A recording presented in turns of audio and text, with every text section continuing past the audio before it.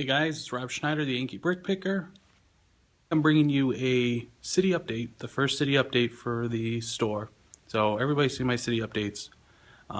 So what I did, decided to move the city from my basement into the store. So kind of giving you guys a first glimpse of it kind of coming together. So let's take a look.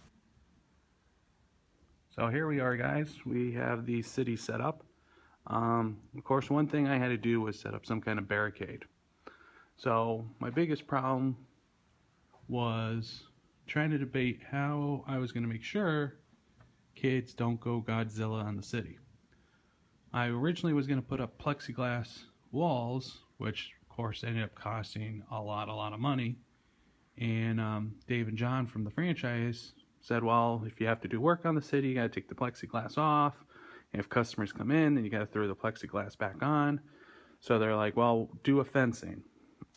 But my problem is this city's probably going to shrink, grow, change configurations. And if I had the fencing mounted to the floor like the other stores did, I would be restricted to that space. So what I decided to do was I just bought, regular fence panels from Home Depot. And what I did was I ended up using a PVC pipe and mounting the fences to the tables. So this actually works pretty nice if you are going to do conventions or anything like that. You want to get some kind of barricade. So I just bought fence panels, used PVC piping, and some plumber's connections. So I kind of show you what I got here.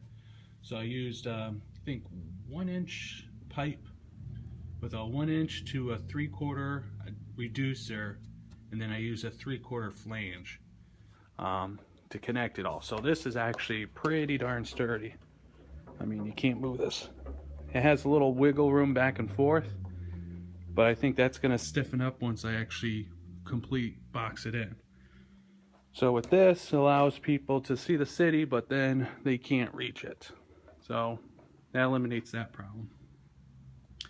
And of course, the concept is I'm going to have iPads set up around the city, which is going to have using the S-Brick system.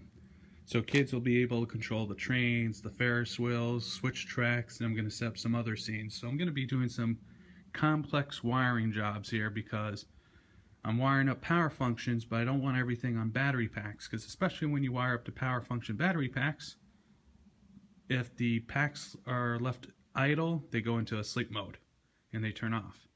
So we're going to have to deal with that problem. So I'm hardwiring this entire city. So you're going to be seeing a lot of that stuff going on. So right now I kind of started setting things up. I ended up, I have the 48 by 48 blue base plates.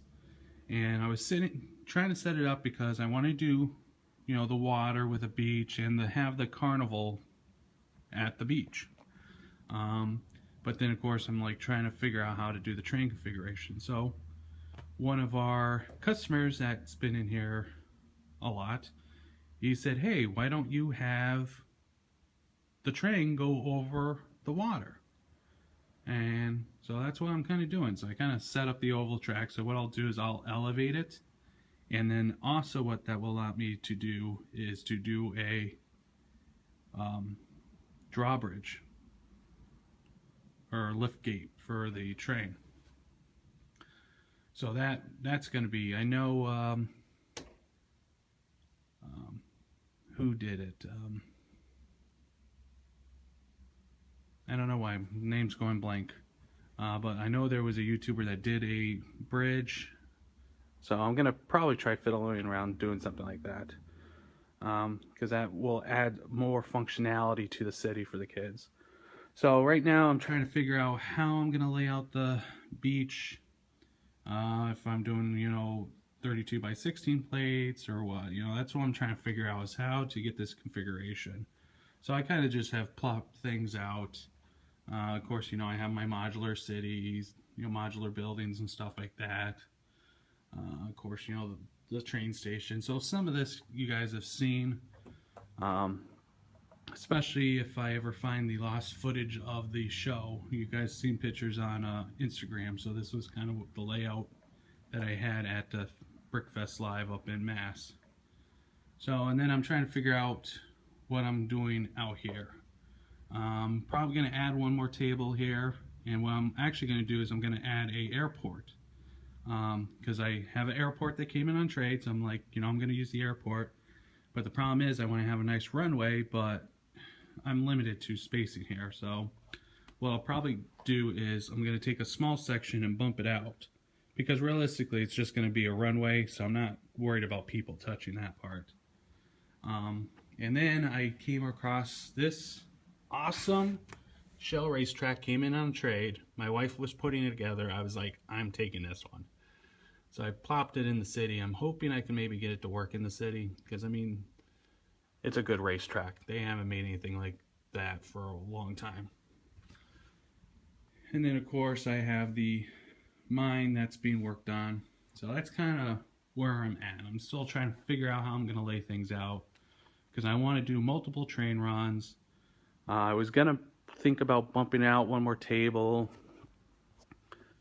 So right now I'm just like shooting around a lot of different ideas. So this is what I got set up now. I'm going to set up one more table out.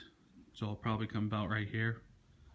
And then also I was thinking about swapping this whole layout so it'd be completely up against the glass, so kids could see on both sides, because here you only could see on one side. So that's just why I'm like thinking, okay, let me set the modulars further back and stuff so that there's more stuff going on in front. But then also I'm thinking of rotating it, but then that of course changed the whole layout of the sales floor. So those are different things I'm trying to float around with. So I'm not going to do monthly updates, because I'm always busy and stuff, so I'm trying to poke around with the city. So when I do some major changes, I'll do their city update and kind of keep you guys apprised to it. So once again, this is Rob Schneider, the Yankee Brick Picker on BAM TV. I'll see you guys next time.